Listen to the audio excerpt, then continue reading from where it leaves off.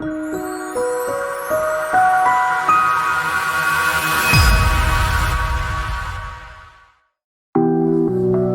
Occupational Safety and Health Administration, OSHA, has established that employees have the right to a safe and healthy workplace. Employees also have a right to be treated with respect and dignity while they're on the job. But every year, tens of millions of U.S. workers report that they have experienced some type of harassment at work. This offensive behavior is bad for people and for business. It's also illegal, but it doesn't have to happen. What's that supposed to mean? What? In this program, we will discuss what harassment is, why it is detrimental to us all, how you should respond to it, and ways that you can avoid violence if possible.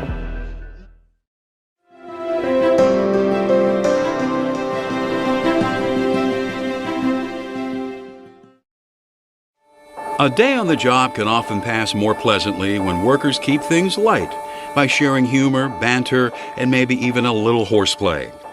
But sometimes an employee's verbal or physical jabs might get too pointed, so a coworker begins to feel more than a little uncomfortable. The joker may not know when to back off, or they may not want to. For reasons of their own, or maybe no real reason at all, they keep needling their target, pushing buttons, testing boundaries. This is called harassment. It is unwelcome and offensive, and can make a workplace feel hostile and abusive for the victim. Why are you still here? There are many types of harassment. It includes verbal abuse, things that people say that are hurtful or disturbing to another, as well as physical abuse. Abusive horseplay can hurt a victim's body as badly as it does their feelings. While much of the harassment that takes place at work is done intentionally, it's important to remember that it is not always meant to be harassing. So as you interact with your coworkers, keep in mind that each individual is the judge of what they feel is offensive. Something that doesn't bother one person may be very hurtful to another. The impact of harassment on a workplace is not limited to the victim alone. It can create a tense and hostile atmosphere that can affect everyone, even those who are not exposed to the harassment directly. This toxic work environment can damage employee morale and reduce job satisfaction throughout the organization.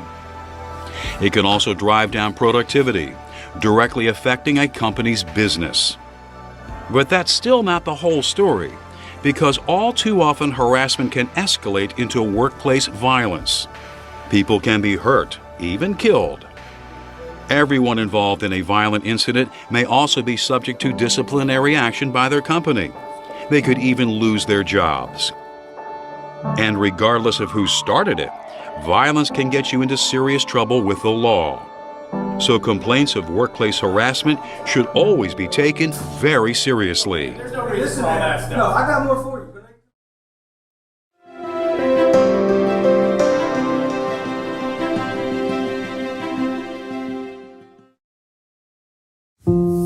Workplace harassment is considered to be a type of discrimination, and as such, it is against the law. The 1964 Civil Rights Act made it illegal to discriminate against anyone because of their race, color, religion, sex, or national origin. Other laws have been passed to protect people against discrimination on the basis of age, disability, gender identity, and sexual orientation. Many instances of harassing behavior focus on personal characteristics like these. For example, someone who was harassing an older coworker by constantly questioning whether they could work with the company's newfangled computers would be discriminating against them based on their age.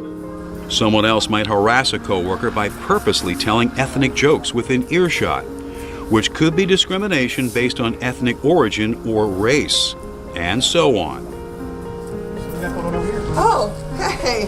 One type of harassment that's received a lot of attention recently is sexual harassment. Sexual harassment can include any type of sexually oriented conduct that the victim finds unwelcome or offensive. Propositioning or sexually assaulting a coworker are examples of blatant forms of sexual harassment.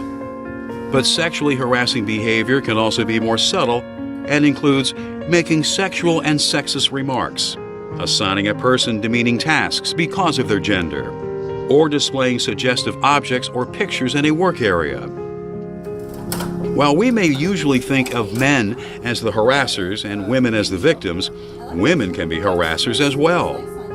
Victims can also be harassed by persons of their own gender.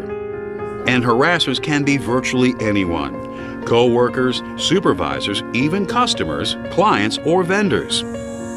Like other forms of harassment, sexual harassment can be devastating for victims and witnesses as well. So it's critically important to be able to recognize all types of harassment in a workplace and take action to end it. And I understand that, but it's not appropriate.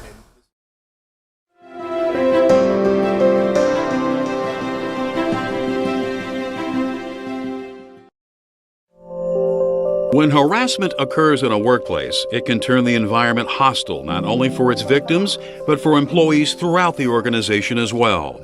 That's why it's so important to take action to end workplace harassment whenever it does occur, because experience shows it won't go away on its own. But some employees may resist taking action because they don't want to get involved, be a tattletale, or get anyone in trouble. They may dismiss harassment as something that comes with the job or worry that they're being too sensitive about it. Every employee has a responsibility to help their company deal with workplace harassment. We each need to do our part to shut it down and prevent it from escalating into violence or sexual assault. When a coworker says or does something that disturbs you, you should let them know how it makes you feel, because what offends you may not be offensive to them. So they may be unaware that what they're doing could bother someone else.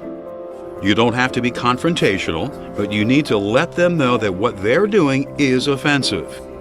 Sometimes that's all it takes to resolve the problem. However, if the behavior continues, you should report it to your supervisor or the HR department. When harassment includes threats of violence, the situation can be much more serious, and you should report it immediately. But whenever possible, it's important to take the time to write down the details of a harassing incident first. In addition to substantiating your report, this documentation helps others to fully understand the situation. Note the date and time, what happened during the incident, who was present, and why you feel it was harassing. If you have received offensive memos, emails, or pictures, bring them along with your notes when you make the report.